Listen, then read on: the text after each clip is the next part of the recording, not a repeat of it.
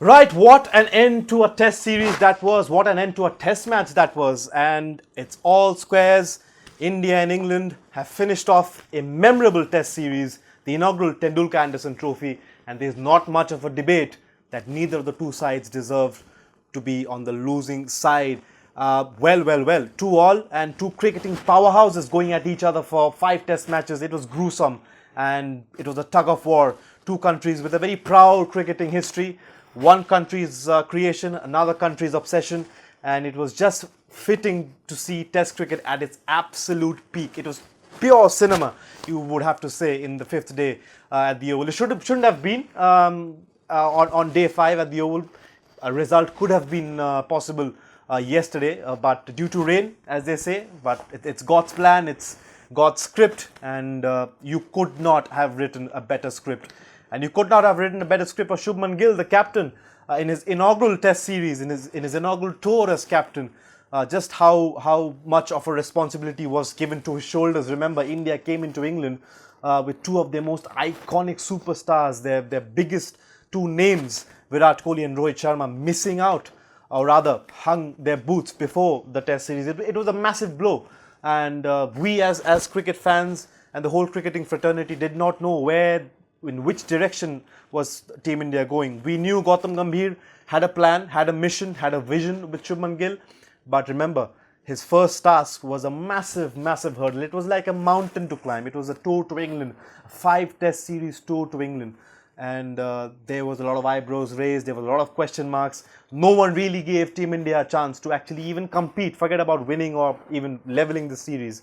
And we can all argue and we can all debate, we can all keep the pros and cons of the series. A lot of positives of Team India. It does feel like a victory for Team India because of, on paper, you might say, and there's not much of a competition. Before the series, there was a lot of talk, it'll be a whitewash, England are going to hammer. But even if England actually won this test at the Oval, because it was India's thinnest ever margin of test victory, ever, 6 runs, as Ian Smith said, by the barest of margins. It's not as the barest of margins as England won the World Cup, or the tied game that they celebrate still. Anyway, jokes apart, but even if England won, it would have been 3-1. And in history, coming back 2025, 5 test series in England, India travelled with Shubman Gill as the captain. The scoreline would have suggested 3-1. But it would have not done any justice at all to Team India, how well these young brigade have fought. Remember how Team India played in Manchester, batting it out. They just batted and batted in day 5 in Manchester, saving that game and also giving them a chance to level the series, which they did here at the Oval today. We just have to take our hats off. Forget about all the individual performances of Shubman Gill, Ravindra Jadeja, Mohammad Siraj. It's just heroic. But even if it was 3-1 to England, it would have not done any justice. And sometimes numbers don't tell a story. Shubman Gill, India's new captain, taking on the captain's armband for the first time, taking the baton from Rohit Sharma. It was the start of a new era in Indian cricket, and how well has he led, and how well has he led from the front. Fantastic series for him, India's man of the series, and there's not much of a doubt in that. Yes, there was Jadeja, yes, there was Mohammad Siraj, yes, there was Bumrah at times. He was here and there, of course, missed 2 test matches. How ironic is that? India went on to win 2 test matches where he was absent in both. But Shubman Gill, 754 runs in the series. He has had a time of his life in England, a love affair that I'm sure will continue for a long time. 4 centuries and a double 100 to go with that. 269 he scored in Edgbaston, and twin centuries, of course. He scored 100 in both the innings, which resulted in India's first win and levelling for the first time in the series. Individual performances aside, can we just take some time, and again I would keep on repeating, the whole cricketing world has actually bowed down to Mohammad Siraj. 22 wickets in the entire series, the leading wicket taker in the series, and just how gruesome was it on his body. But kept on battling, did not give up. He made sure that he gives his heart and sweat and blood for the country, and we take our hats off. Mohammad Siraj, a big salute to you, and India needed a hero. India needed a warrior. Jasprit Bumrah was missing. There was a lot of talk going on how will India be without Bumrah. Of course, we are now in an era where we are post Kohli and Rohit. Questions were raised. Answers were difficult to find. How would India do without Bumrah as well, whose body has been very fragile, has been very injury prone? India's spearhead bowler for sure. There is no doubt on that. There is no one should actually raise an eyebrow on Jasprit Bumrah for that. A bowler knows of his caliber. He deserves this break. He deserves this authority and this power to decide.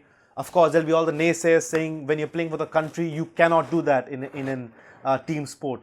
But he's a kind of a gem that India has, and he's performed and he's delivered again and again and again. He deserves that authority. However, would Mohammad Siraj be the spearhead? Can he actually take the responsibility? And boy, oh boy, he just becomes a different beast altogether when Bumrah is not there. It's quite surprising, to be very honest, when Bumrah is actually there in tandem. Siraj is actually, I would not call it struggled, but has gone for runs, has not been in his imperial best, you would say. Whereas in Birmingham and in the Oval Test, where the responsibility of the fast bowling department or the bowling department has been given to him, he's been an absolute sensation. 5 wickets in the second innings, and just bowling with pure heart, and kept on bowling, did not give up. And you could just see how badly he wanted to win this game for India. Everybody did. A special mention to Ravindra Jadeja as well. With all the seniors stepping aside, he was the most senior-most player in this squad travelling to England as well. Also been a part of many England tours, and he's just impressed one and all. There's not much we should actually talk about Ravindra Jadeja. He's a beast in the field. He's a great bowler, and how well has he batted as well. All 3 departments, as always. Even today in day 5, how he saved that 1 run in the boundary, which proved to be like gold dust. We just won by 6 runs. It just shows you, even at his age, after all he's achieved, he's still fighting it out. And I'm sure that once he also hangs his boots, I think we would have a tough time filling that gap in the Indian team as well. But that's for another day. Ravindra Jadeja is not going anywhere. He's had a fabulous series as well. We've got glimpses of Prashant Krishna as well. Missed out in the last game. I personally thought he should have been preferred over Kamboj. However, the team management thought that it was a time for a change, and possibly that worked positively for Prashant coming into this test match again, being picked and being trusted over in the highly important game at the Oval, and how well did he bowl in both the innings as well. The turning point of the test match, according to me, came when Jacob Bethel got out. Yes, there were 4 wickets still to get in the final day, but I think the way the whole innings was going, when Brook and Root had total control over, Brook playing the baseball way, Root playing the Root way, India had no answer, and you could see the body language and the shoulders being dropped in the field of the Indian players. There was not much to say. They were just dictating things. But once Brook got out, we saw a glimmer of hope.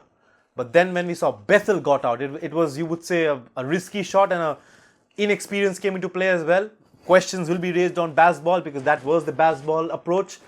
That's when the Indian team, you could see the whole crowd also got lifted. The body language also changed dramatically. But there you got 2 big wickets. It's only Joe Root now, the final hurdle. But then you know it was the tail end that was coming for England as well. Hats off to Chris Woakes as well, coming out with a dislocated shoulder. Well, you have to have a lot of heart, a lot of dedication to actually do that, especially in the environment at the Oval, when the whole crowd everyone's involved. A test series is on the line, coming out to bat with a handful, 20 odd runs remaining. But it was tense for him to actually come out, because we thought from a distance yesterday that India just needs to get 9 wickets, because no way Chris Woakes is coming out to bat. But he did. Remember Graham Smith coming out with a broken toe, was it? Broken arm, way back in England as well. And this was a sign of a lot of courage. This is what Test cricket is all about. Very seldom do you see these act of bravery in T20 cricket. No hate to T20 cricket. I'm a massive fan of T20 cricket as well. but Test cricket has its own place, and I think this series has proven it again and time and again and time and again and time and again. We will have certain series which will be so memorable that the cricketing gods keep on reminding that, you know, this is the original, this is the OG, the most traditional form of cricket, and this mustn't go away, and this should not go away at all. All in all, we could say this was a Test series fought in very, very good spirit. There was controversies off the field, on the field. Both teams were at it, but you could see mutual respect from both sides of players who had for each other. You had Joe Root speaking about Mohammad Siraj yesterday in the press conference of how big heart he has. He wears his sleeves on his shoulders. He has heart on his shoulders, I beg your pardon. And he was just phenomenal. You could just see a sigh of relief that that series has ended on the players' faces. But this is a kind of a series between two cricketing powerhouses that we need for the game of cricket as well. A great series, individual brilliances, and something that we will cherish for a long, long time. It's 2-2, and I think the scoreline of the series does justice, because neither of India or England actually deserve to be on the losing side.